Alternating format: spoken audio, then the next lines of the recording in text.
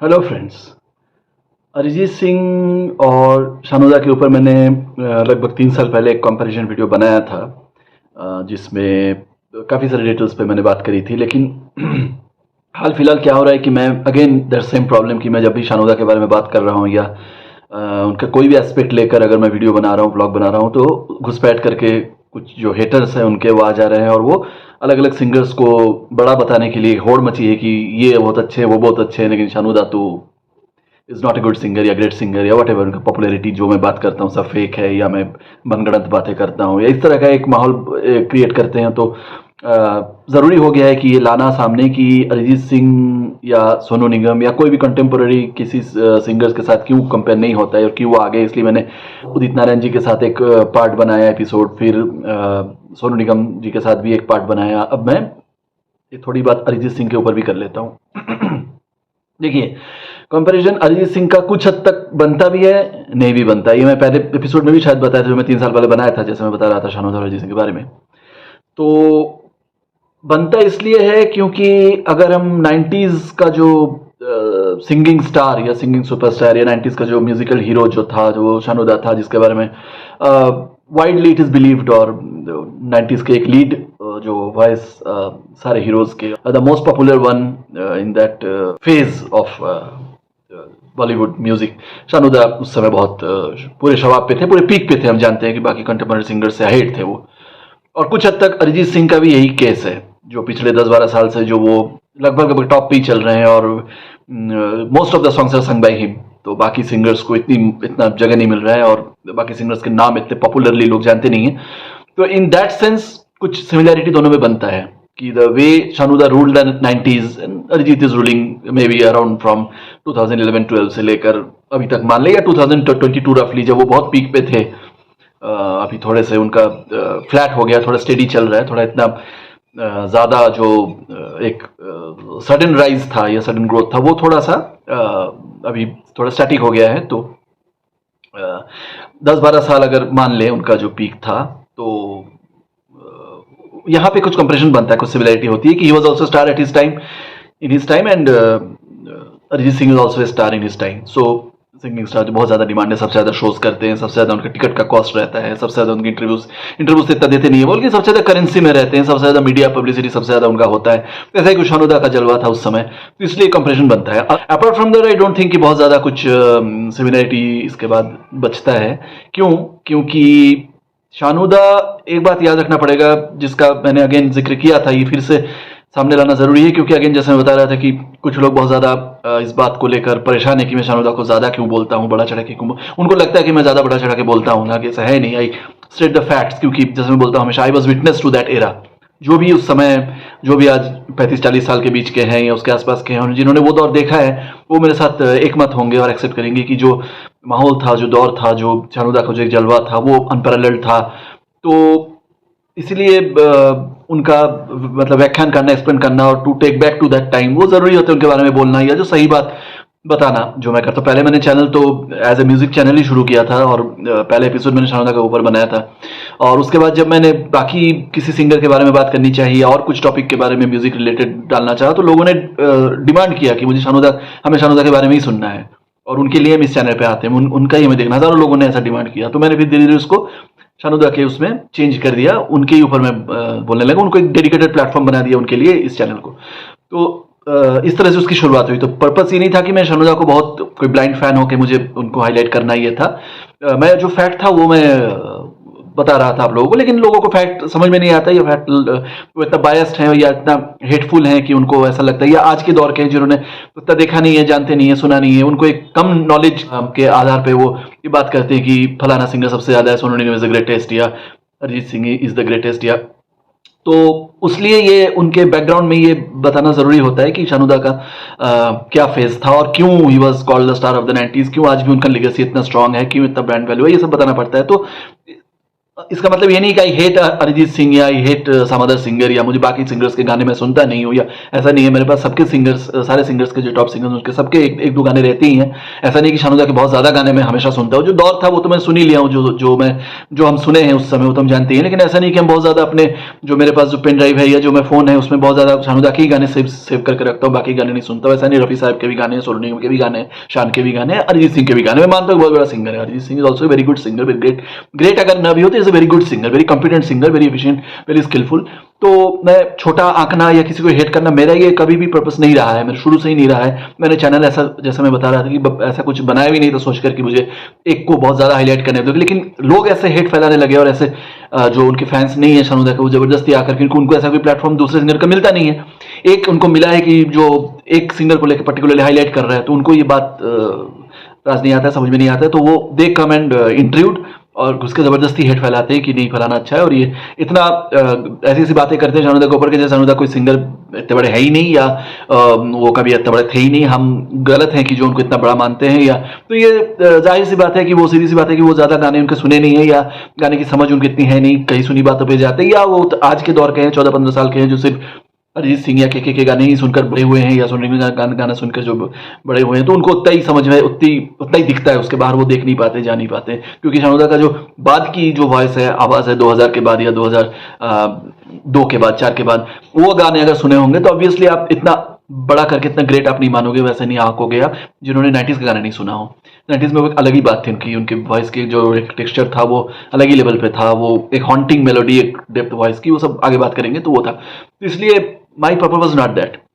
अब चूंकि लोग चाहते हैं कि भाई आप मत बोलो शानुदा के बारे में ज्यादा, और उनको ज्यादा मत चढ़ाओ और ज्यादा, क्योंकि और सिंगर बड़े हैं और बड़े, तो मैं, मेरे लिए बड़ी हो जाती है शो करना कि, या बताना, एक्सप्लेन करना थ्रू फैक्ट्स कि क्यों इतने बड़े नहीं है बाकी सिंगर्स, या क्यों आप कंपेयर एग्जैक्टली नहीं कर सकते हो, या क्यों आप कर सकते हो, कहाँ कहाँ आप कर सकते हो। क्योंकि मेरा हमेशा, जैसा मैं बता रहा हूँ, मेरा रहता है कि फेयर एक जानकारी देना, फेयर एक हिस्ट्री बताना, एक एप्रिसिएशन उसका तैयार करना, कि ताकि लोगों को समझ आए और लोगों को जो जानकारी नहीं है ज्यादा, उनको जानकारी मिले। तो रही बात कंपैरिजन की, तो अरिजीत सिंह का जैसे मैं बता रहा था, कंपैरिजन एक जरूर होता है कि वो भी स्टार थे अपने समय के, ये भी एक स्टार है अपने समय के, क्योंकि बीच का जो फेज था, कोई इतने बड़े स्टार, एक इंसान का, एक सिंगर का दौर ऐसा नहीं हुआ। शानुदा के बाद जैसा किशोरदा का था, फिर शानुदा का हुआ, फिर अरिजीत सिंह का बहुत हद तक हुआ, 80% उन्होंने वो लेवल अचीव किया, कवर किया। बिकॉज बीच का जो दौर था उसमें शान, सोनू निगम और आपका के और उदित नारायण और शानुदा भी बहुत समय तक, 6-7 तक, जैसा मैं बता रहा था, वो गा ही रहती है लोग सारे सिंगर, तो किसी एक सिंगर का पर्टिकुलर दौर नहीं रहा। और बाकी जब शानुदा जब हट गए या उदित जी हट गए, कम हो गया, तो ये लोग, जैसे बता रहा था, शान गा रहे थे, ये लोग गा रहे थे, सोनू निगम गा रहे थे, ये लोग गा रहे थे। फिर जब अरिजीत आया तो ये लोग सब थोड़े सब छट गए, दब गए। तो इनके गाने आने कम हो गए, इनके पॉपुलैरिटी कम हो गया। और क्योंकि अरिजीत सिंह ने ट्रम्प किया सबको, जैसा ठीक शानुदा ने किया था। और जो अरिजीत सिंह के फैन मानना नहीं चाहते हैं, या उदित नारायण के फैन मानना नहीं चाहते हैं, वो कहते हैं उनका भी दौर था, उनका भी, लेकिन बात वो नहीं है। जिस तरह से शानुदा ने ट्रम्प किया था अपने सारे कंटेम्पोरेरी सिंगर्स को, वैसे ही अरिजीत सिंह ने भी ट्रम्प किया था, तो इसलिए सिमिलरिटी बनता है। लेकिन एक बात याद रखना पड़ेगा कि शानुदा के समय में बहुत बड़े बड़े दिग्गज सिंगर थे, कम से कम 8-10 सिंगर्स थे, फ्रंटलाइन सिंगर्स थे, जो ऑलरेडी एस्टेब्लिश थे, गा रहे थे, और उनको हटाने की जगह बनाना एकदम आउटसाइडर थे, वो किसी कॉन्टेस्ट के थ्रू भी नहीं आए थे, उनको कोई प्लेटफॉर्म भी नहीं मिला था। तो ही अपने पूरे अपने अंधेरे में तीर मारकर और अपने बलबूते पे उन्होंने अपनी जगह बनाई थी। तो वो फैक्टर थोड़ा सा है, हमको वो कैलकुलेट, वो काउंट करना पड़ेगा। अरिजीत सिंह को एक प्लेटफॉर्म मिला था, तो एक चैनल मिला था, फेम गुरुकुल से, उनको एटलीस्ट उनके पास पैसा आ गया था, तो he could set up studio and he got connected to the film industry. जो शानुदा को ये ऑप्शन नहीं मिला था, वो अपने, जैसे मैं बता रहा, ब्लाइंडली वो एक जस्ट ढूंढ रहे थे कि कुछ एक ऑप्शन मिल जाए, कुछ एक मौका मिल जाए, होटल में गा रहे हैं, कुछ भी कर रहे हैं, अपना कवर वर्जन बना रहे हैं अपना, तो he had to fight his way in. तो अरिजीत सिंह के लिए थोड़ा सा आसान रहा था, कंटेस्ट जरूर था, बहुत हजारों लाखों बच्चों में उनका सिलेक्शन हुआ था उसमें, and he, but at least he got, उनको एक सोर्स ऑफ लाइट मिला कि कहां से वो एक एंट्री जाने की एक सूत्र मिल गया। तो ये फायदा उनको नहीं था। और दूसरी बात ये है कि शानुदा के समय में मीडिया, आप जानते हैं कि इतना ज्यादा मतलब इन्वेसिव नहीं था, इतना घर घर जिस तरह से आज, स्पेशली सोशल मीडिया था ही नहीं उस वक्त कुछ। तो सोशल मीडिया के दौर में नाम होना या पॉपुलैरिटी होना इतना डिफिकल्ट नहीं है जितना उस जमाने में था, जब कुछ भी नहीं था। एक चैनल था दूरदर्शन, धीरे धीरे सैटेलाइट चैनल आने शुरू हो रहे थे, but they were not very popular, घर घर तब तक पहुंचे नहीं थे, वो जस्ट उनकी शुरुआत हो रही थी। तो दूरदर्शन, आप जानते हैं कि कितना बहुत फॉर्मल उनका बहुत स्ट्रक्चर रहता है, उसमें ज्यादा कुछ एंटरटेनमेंट वगैरह रहता नहीं था उस समय। तो कहाँ से आपकी पॉपुलैरिटी होगी, आपकी पब्लिसिटी या आपका नाम कहाँ से हो सकता है? वो सिर्फ आपके मेरिट पे, आपके क्वालिटी पे हो सकता है।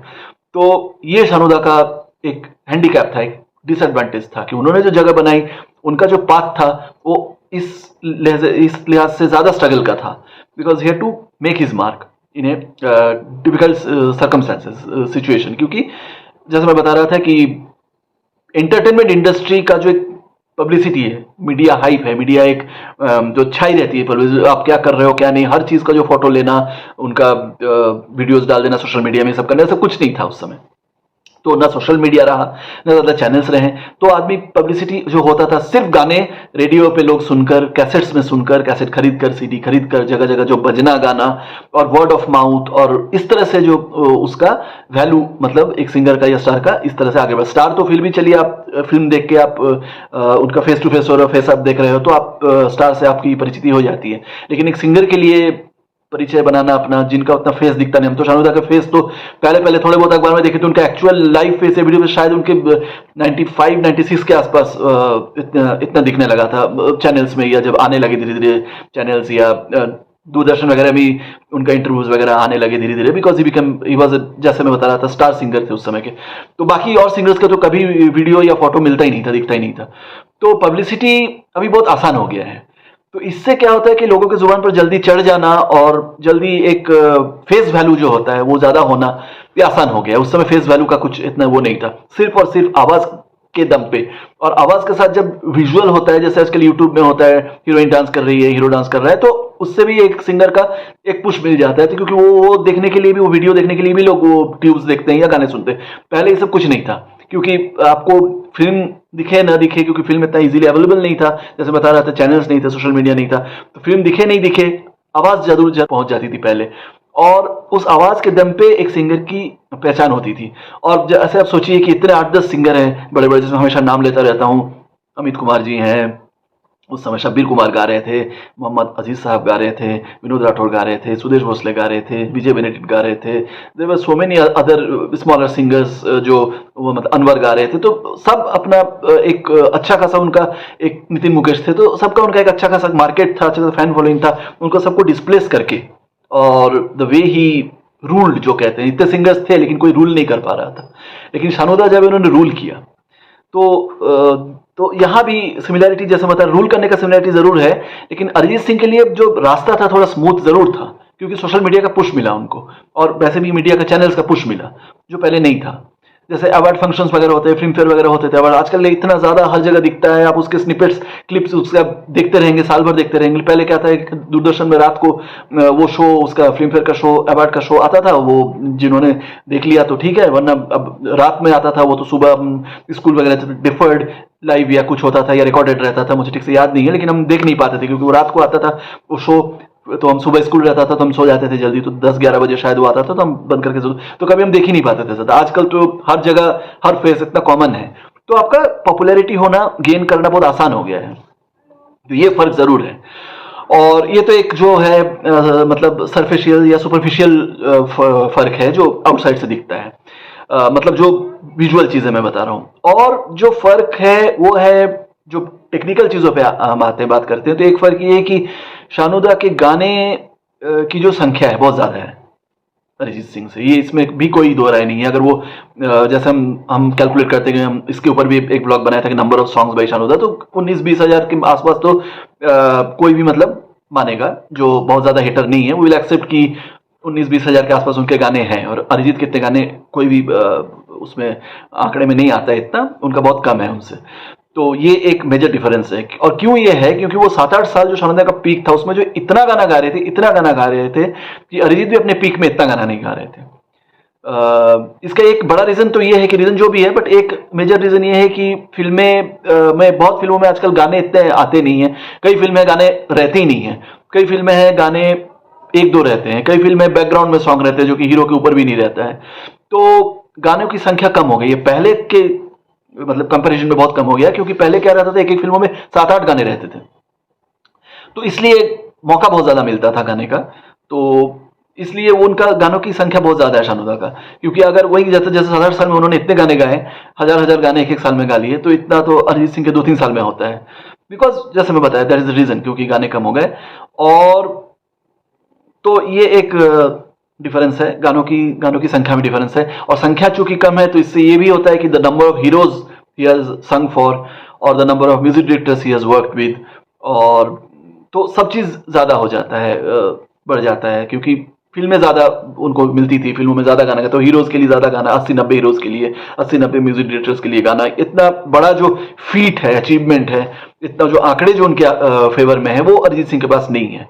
That is one reason. दूसरी बात है कि अरिजीत सिंह, शानोदा दोनों लाइक गुरु शिष्य अगर हम मान ले तो उसमें भी ज्यादा वो नहीं है, क्योंकि सभी यंग सिंगर अपने जो सीनियर सिंगर्स उससे बहुत कुछ सीखता है, छोटी छोटी बातें रहती है, बहुत इंस्पिरेशन लेता है। अरिजीत सिंह मानते हैं, अच्छे से बात करते हैं, अच्छे से मिलते हैं, उनको साथ कोलैबोरेट भी किया है, हम जानते हैं। Don't know where the song is, but वो रिलीज हुआ कि नहीं हुआ, वट लेकिन अच्छा उनके साथ वो है। शानोदा भी अरिजीत सिंह का गाना हम जानते हैं, स्टेज पर गाए थे एक लाइन, और उसको उनको बहुत अप्रिशिएट करते हैं शानोदा कि बहुत अच्छा मतलब सिंगर है, बहुत अच्छा, आज के ज़माने का सबसे अच्छा सिंगर अरिजीत सिंह है, ऐसा भी शानोदा ने कहा है बहुत बार। उनके बीच में कोई भेदभाव या हेट नहीं है, क्योंकि शानोदा बहुत सीनियर है, वो जानते हैं कि उनका अचीवमेंट क्या है, और वो उसलिए बहुत ज़्यादा बहुत बहुत ही यंग है, वो उनसे बहुत मतलब कम एज है उनका, तो is like his son almost. तो उनमें कोई भेदभाव ऐसा नहीं है, हेट नहीं, क्योंकि शानोदा का अचीवमेंट शानोदा जानते हैं, शानोदा का जो लेगेसी है, जिसके दम पे उनको इतने शोज आज भी मिलते हैं, जैसे मैं बार बार बताता हूँ, चाहे वो रियलिटी शोज हो, चाहे वो स्टेज शोज हो, इतने ज्यादा वो करते हैं, तो जानते हैं कि वो क्या है और उन्होंने क्या अचीव किया है,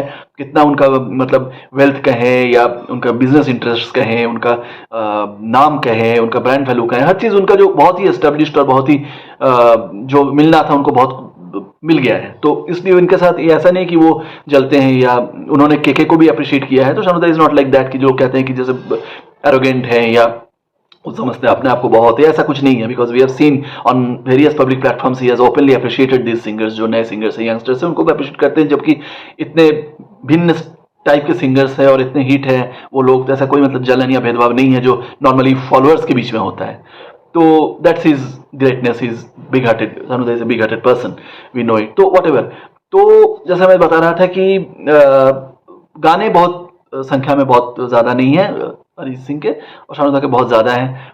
पॉपुलैरिटी अपने अपने समय में ऑलमोस्ट सेम है।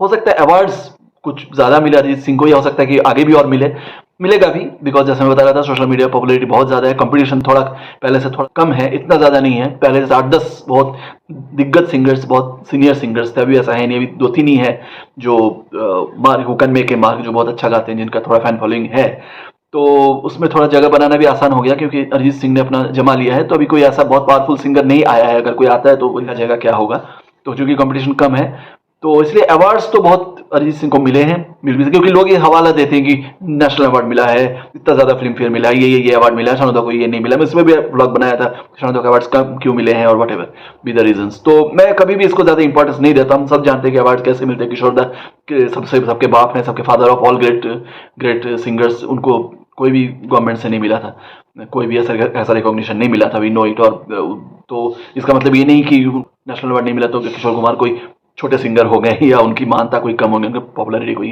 मतलब कम हो गया, ऐसा कुछ है नहीं, हो नहीं सकता है। तो इसलिए ये कहना, क्योंकि नए नए अवार्ड्स आते रहेंगे, जैसा जैसा समय जाएगा, बहुत नई कंपनीज, नए स्पॉन्सर्स, तो नए अवार्ड्स आते रहेंगे, अवार्ड्स जुड़ते रहते हैं।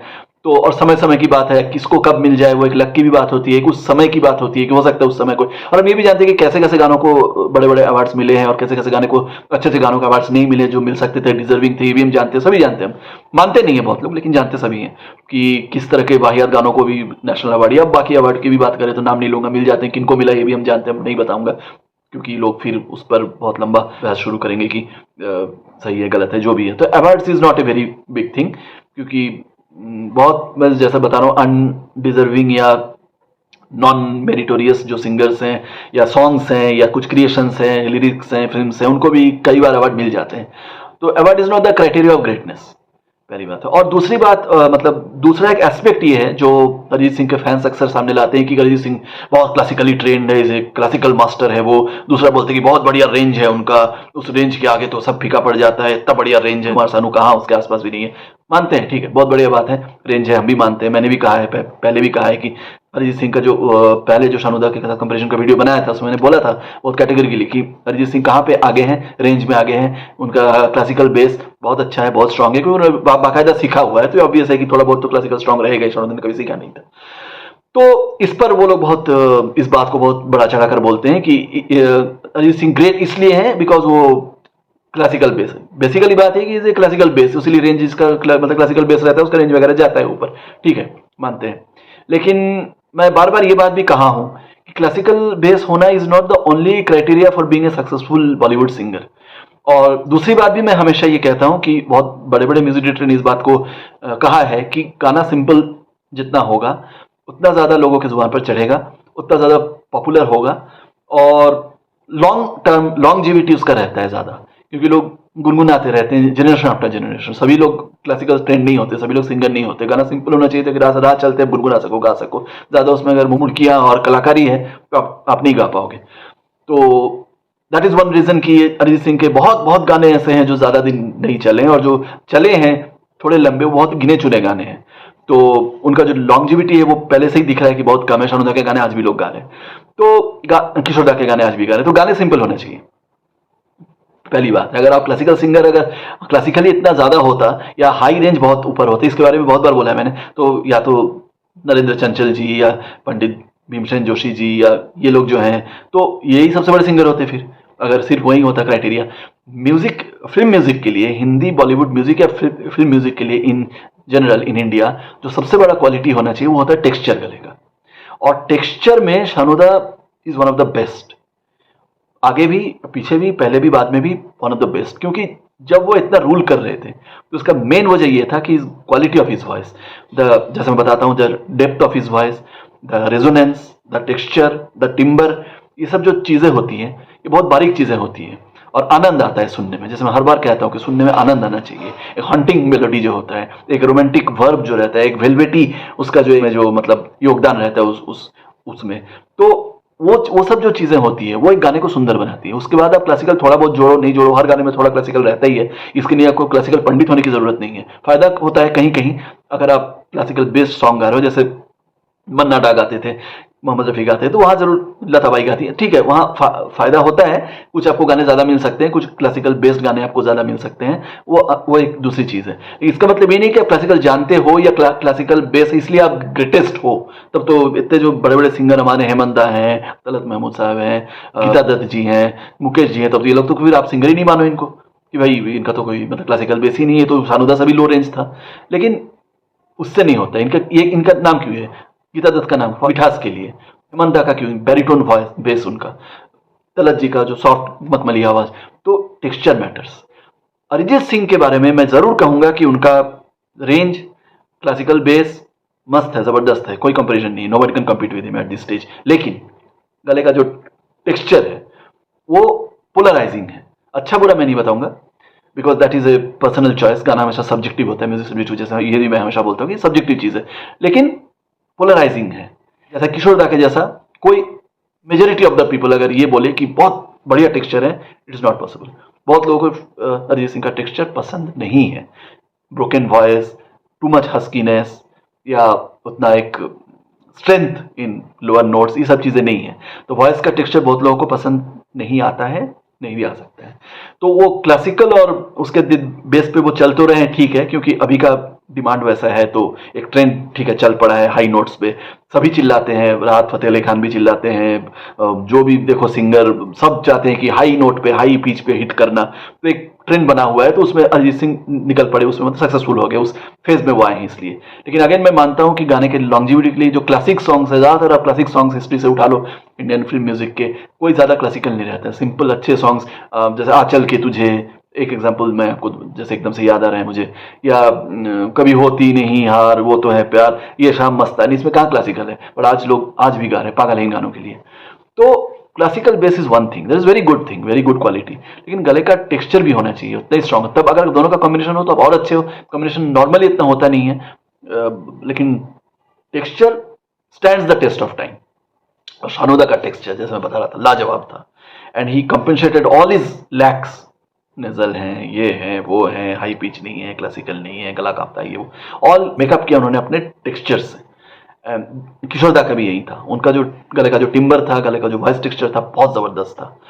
तो इस टेक्सचर की वजह से क्या होता है, या वजह से हो या नहीं हो, लेकिन शानुदा का ये था और मैंने किशोरदा का भी वॉइस में ये देखा है, they can modulate the voice very well. Diversity जो होता है या वर्सेटैलिटी होता है गाने का, तो लोग कहते हैं अरिजीत सिंह भी बहुत डाइवर्स है, बहुत वर्सेटाइल है, हर तरह के गाने गाते हैं। हर तरह का गाना एक चीज, दूसरी चीज है। और गाने गले का टेक्सचर चेंज करना, मॉड्यूलेट करना, बदल देना अपने आवाज को, वो एक दूसरी चीज है। मैं उसको मानता हूं वर्सेटैलिटी, क्योंकि अरिजीत सिंह का प्रॉब्लम ये है कि एक बहुत टिपिकल वॉइस है उनकी, और वो वॉइस चेंज नहीं होता है। वो हैप्पी सॉन्ग गाए, वो सॉन्ग सैड सॉन्ग गाए, कोई भी ऐसा गाना गाए जो कि अलग अलग मूड का हो, लेकिन उनका जो एक ब्रोकन टेक्सचर, एक टू मच हस्कीनेस जो है, एक लाइट वेटेड जो वॉइस है, वो हमेशा रहता है, वो चेंज नहीं होता। He can't change the texture of his voice, he can not modulate that way. वो मॉड्यूलेट करते हैं सुर को, वो एक दूसरी चीज होती है। इन गले के वॉइस को अपनी मॉड्यूलेट कर, जैसे मोटी करना आवाज को पतली करना, स्लीक बना देना, हेवी बना देना, बोल्ड बना देना। जैसे मैं हमेशा बताता हूँ कि शानदार का जो हीरोइक वॉइस था, एक हीरो पे जो सूट करता था, एक लंबे चौड़े हीरो पे, 6 फुट के हीरो, लंबे चौड़े हीरो पे बहुत बढ़िया सूट करता था। चाहे वो अमिताभ बच्चन हो, विनोद खन्ना हो, चाहे वो अजय देवगन हो, या कोई भी उस समय के आप उठा लीजिए एक्टर, कोई भी थोड़े जो रियल एक जो हीरोइक वॉइस था, शानदार का बहुत सूट करता था। तो because he has bold voice, और उसको वो चेंज भी कर सकते थे। कहीं आप, बहुत बार मैंने एग्जांपल दिया है कि बहुत पतली आवाज का भी, एक हंसी निगाह को देख लीजिए, भोली भाली लड़की देख लीजिए, आंखों में क्या, आंखों की गुस्ताखियां, सब अलग अलग अलग टेक्सचर है वॉइस का। और ऐसे ऐसे तो बहुत मैं ऐसा देख सकता हूँ जहां पर he could change his modulate his voice, जिससे मूड, उसका टेम्परामेंट, उसका कॉन्टेक्स्ट सब कुछ चेंज हो जाता है। ये चीज अरिजीत सिंह में नहीं है। ये नहीं मानेंगे, I know the haters will always pitch for Arijit Singh की, नहीं ही इज द बेस्ट, और कौन कहता है कि वर्सेलिटी नहीं है, तेरे शानों में नहीं है, ये वो बिलीव नहीं करेंगे। क्योंकि अगर मैं उनको, मैं बुरा नहीं मानता हूं, मैं ओपन रखता हूं कमेंट्स हमेशा, क्योंकि मैं जानता हूं कि ये lack of knowledge, lack of exposure, lack of long term hearing ability, या जिसको कहते हैं कि प्रैक्टिस, जो हैबिट हो जाता है सुनने का, वो होना, अट्यून होना उस म्यूजिक के साथ, वो है लैकिंग है वहां पे। तो इसलिए ये लोग इस तरह से एक कॉन्सेप्ट बना लेते हैं कि नहीं, ही इज वर्सेटिलिटी इसको नहीं बोलते हैं। हर तरह का गाना गाना एक चीज है, लेकिन अपने ढाल लेना, जैसे फिल्मों में होता है हीरो एक कई तरह के रोल कर सकता है, लेकिन उसका जो एक हाव भाव चाल चलन रहता है वो एक ही जैसा रहता है। लेकिन कुछ हीरो होते हैं जो एक, जब दिलीप साहब थे तो एक, जब एक गांव के विलेजर बनेंगे वो वैसे ही बन जाएंगे, ढाल लेंगे अपने आप को, उनका बोल चाल चेंज हो जाएगा, मुंह का एक्सप्रेशन, चेहरा सब बदल जाएगा, अमिताभ बच्चन जी। और वो लोग जब ऑफिसर बनते हैं या कुछ और किसी रोल में है तो वो बदल जाते हैं, उनका सब कुछ बदल जाता है। तो वो एक चीज होता है, वो होता है असली हीरो। और कुछ हीरोज रहते हैं, स्पेशली आजकल हीरो, जो कोई भी रोल करे, उनका जो स्वभाव है, चरित्र है, बोलने का ढंग है, एक्सप्रेशन, वो सेम रहता है। तो वो एक्चुअली वर्सेलिटी नहीं है, डाइवर्सिटी नहीं है। तो ये बहुत बारीक चीज है। अगर आप, पता नहीं मैं समझा पा रहा हूँ, आप समझ पा रहे हैं या नहीं, लेकिन I think you get the vibes की जो मैं बोलना चाह रहा हूं। तो शानोदा जो, इसीलिए उनको गाना मिलने का ज्यादा, और हर हीरो के लिए ज्यादा चांस मिलना, ये भी एक वजह है, क्योंकि वो ढाल लेते थे अपने आप को, जो मैं हमेशा बताता हूं, वो change the character of his voice. Arijit Singh का वॉइस कैरेक्टर चेंज नहीं होता है, मूड चेंज, टाइप चेंज होता है गाने का। He may be singing a sad song, he may be singing happy song, he may be singing a classical song, लेकिन आवाज का जो क्वालिटी है, टेक्सचर है, तरीका है गाने का, सेम रहता है। एंड दैट इज एक सैड वाइब्स, एक रोतू सा, जिसे बहुत कॉमनली बहुत लोग, उनके जो डिट्रैक्टर्स हैं वो लोग बोलते हैं रोतू सा।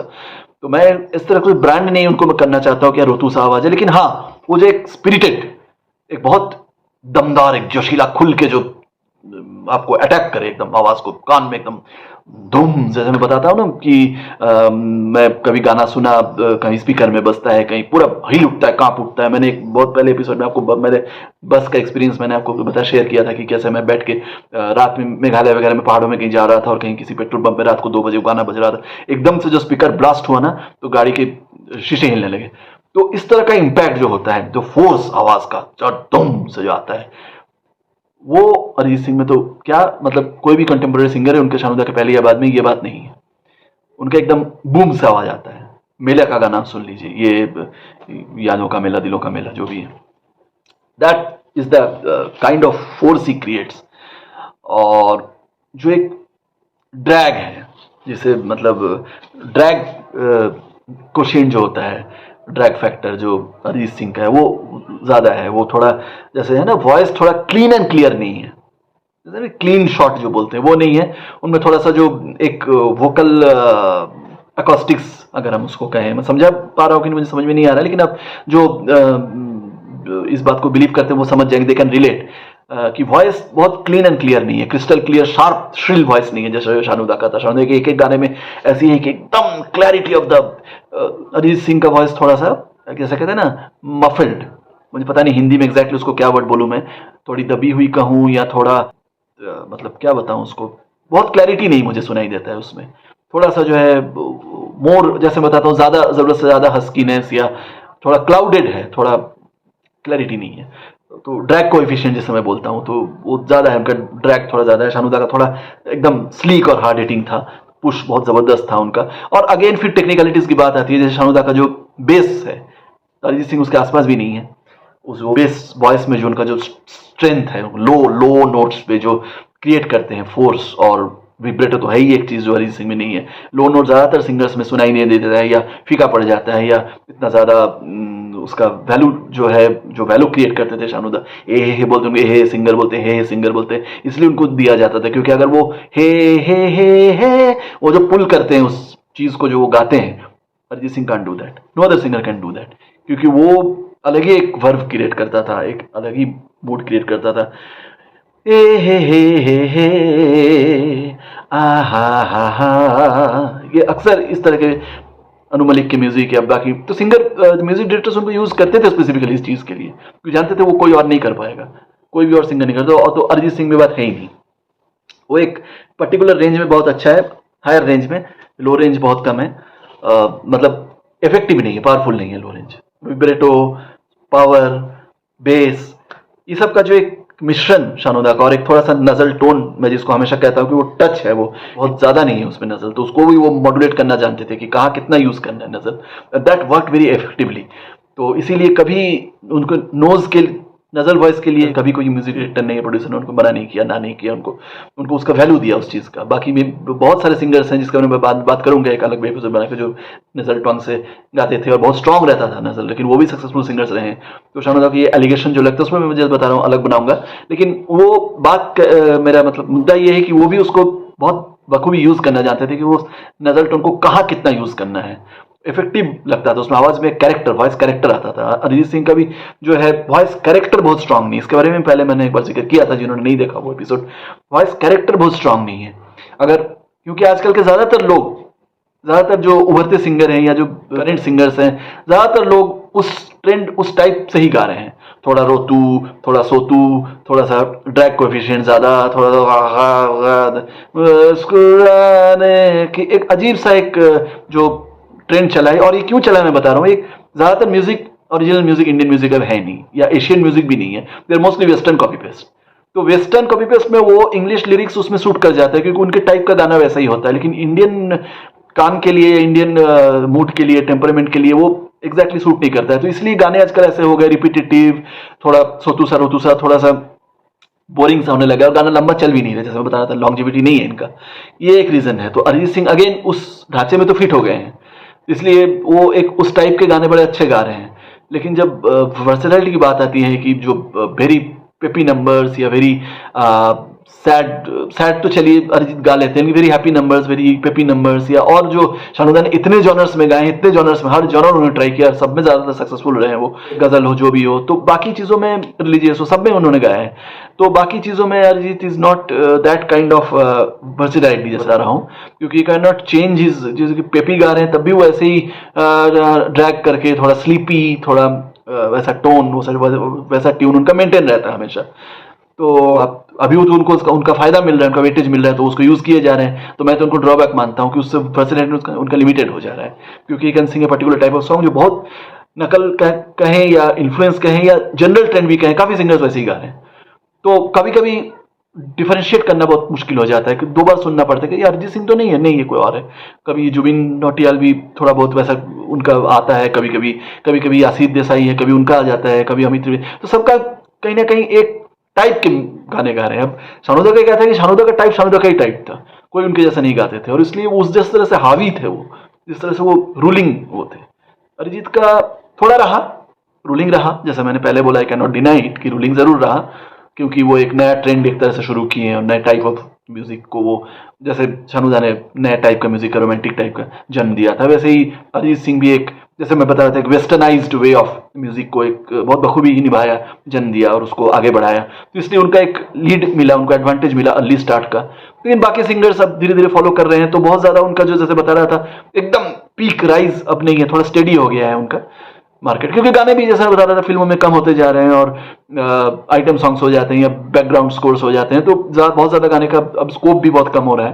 तो इसलिए उस तरह से रूल होना फिर से शायद पॉसिबल नहीं है। जैसे again I will come back to the point कि शान जैसे कहते थे, was a cult figure, Shanuda was a cult figure, पर द लास्ट कल्ट सिंगर, क्योंकि उसके बाद क्या होंगे कि आएंगे जाएंगे, लेकिन उस तरह से उतना लंबे दौर तक वो गाने सक्सेसफुली चलना, वो गाने आज भी जैसे लोग गा रहे हैं, दोबारा रिमिक्सेस हो रहे हैं, यूज हो रहे हैं वो गाने फिल्मों में, तो वो लॉन्जिविटी कब तक रहेगा अरिजीत सिंह का आई डाउट, क्योंकि उनके तो 4-5 साल पुराने गाने भी आज लोग नहीं गाते हैं ज्यादा। तो समय का वो एक उनको उनका हार्वेस्ट मिल रहा है, उसका रिवार्ड मिल रहा है कि उस समय में वो बहुत सफल हो गए हैं, उस टाइप के मूड में वो बैठ गए हैं फिट अरिजीत सिंह जी, तो उनके गाने चल रहे हैं उसलिए। लेकिन अगेन हिस्ट्री कैसे उनको आकलन करेगा, कैसे याद रखेगा, और कितना वो आगे चल के जब कोई नया सिंगर आ जाएगा उसके बाद अरिजीत सिंह का इम्पैक्ट कितना बरकरार रहेगा, तो वो इज वेरी डाउटफुल थिंग। क्योंकि जैसे मैं बता रहा था, वॉइस इज वेरी पोलराइजिंग, और बहुत लोग जल्दी बोर हो जाते हैं उनके गाने सुनकर, और वैरायटी इतना नहीं उनको मिलता है कि अगर 5-7 गाने सुनो अरिजीत सिंह को, तो उसमें से 6 गाने एकदम एक ही जैसे लगेंगे। ये भी शानुदा ने बहुत बार हिंट दिया है, ये बात कहा है कि आशिकी के लिए भी उन्होंने कहा है कि सब गाने एक ही जैसे हैं, वैरायटी नहीं, उस टाइप का वैरायटी नहीं मिल पाता है सुनने वालों को। स्पेशली जो वो 70s के 80s के 90s के गाने जो सुनते हैं या सुनकर आए हैं, उनके लिए थोड़ा बोरियत लगेगी, क्योंकि जेन्युइननेस नहीं है, और म्यूजिक डायरेक्टर्स भी नया एक्सपेरिमेंट नहीं कर रहे हैं, कोई बड़ा म्यूजिक डायरेक्टर नहीं आ रहा है जो एक इंडियनाइज म्यूजिक बनाए, या वेस्टर्न मिला ही है ठीक है, अब कहीं से भी मिला, या अफ्रीका से भी मिला, या आडी भर में मिलाते थे, लेकिन एक क्वांटिसेंशियल जो एक Indian music, Indian flavour, Indian temperament के साथ सूट करने वाला जो है, वैसा नहीं आ रहा है। तो वो कॉपी वेस्ट ही कर रहे हैं वेस्टर्न म्यूजिक, तो आवाज भी वैसी एक तरह से बहुत बंद गई है, बहुत फिक्सेशन, बहुत फिक्स्ड हो गई है आवाज। उसी तरह के गाने आएंगे, हम जानते हैं, उसी तरह का म्यूजिक, थोड़ा थोड़ा वेरिएशन रहता है जरूर। अगेन हिटर्स विल से कि वो बात नहीं समझेंगे इस चीज को, लेकिन जो जानते हैं 90s के गाने या 70s के गाने, वो जरूर इस बात को मानेंगे कि जो वैरायटी हम ढूंढ रहे हैं या हमने देखे हैं या सुने हैं, वो वैरायटी अब नहीं है। And Arijit Singh is a big reason for it, क्योंकि अरिजीत सिंह अलग अलग टाइप के गाने जरूर गाते हैं, लेकिन वैरायटी क्रिएट नहीं कर पाते हैं, क्योंकि कभी कभी सुन के यकीन ही नहीं हो कि अरे अरिजीत सिंह है ये होता है। शानुदा के साथ काफी समय ऐसा हुआ है, जब कोई नया गाना आया है तो 2 बार डाउट हुआ है कि अरे ये शानुदा ने गाया है कि अरे गजब, पूरा चेंज आवाज है, तो वो बात नहीं आती है, वो सरप्राइज एलिमेंट नहीं है अरिजीत सिंह में। तो इसीलिए मैं हमेशा ही ये मानता हूं कि ये कोई again not a matter of hate या कि ये प्रेजुडिस या बायस नहीं है कि ये इसको मैंने ठान ही लिया है कि मुझे शानुदा को बहुत बड़ा दिखाना है। मैं फैक्ट पे बात कर रहा हूँ कि सब फैक्ट आप मानेंगे ज्यादातर, अगर आप इम्पार्शियल होंगे और मेरे जगह पे होंगे तो आप भी मानेंगे कि काफी सारे जो मैंने आकलन किया है अपने हिसाब से, अपने समझ और अपने एक्सपीरियंस और एक्सपोजर से, क्योंकि मैं एक सच्चा, मैं खुद को मानता हूँ एक म्यूजिक का साधक हूँ या पुजारी हूँ, तो मुझे हर तरह के गाने मैं सुनता हूँ, हर सिंगर के गाने सुनता हूँ, बार बार सुनता हूँ, एनालिसिस करता हूँ, फिर मैं जो मुझे समझ में आती है उस तरह से उसका निचोड़ मैं आपके सामने रखता हूँ। ये नहीं कि मैं किसी के सुनकर बोल रहा हूँ या कोई मुझे गाली दे तो मैं नहीं बोलूँ, ऐसा कुछ नहीं है।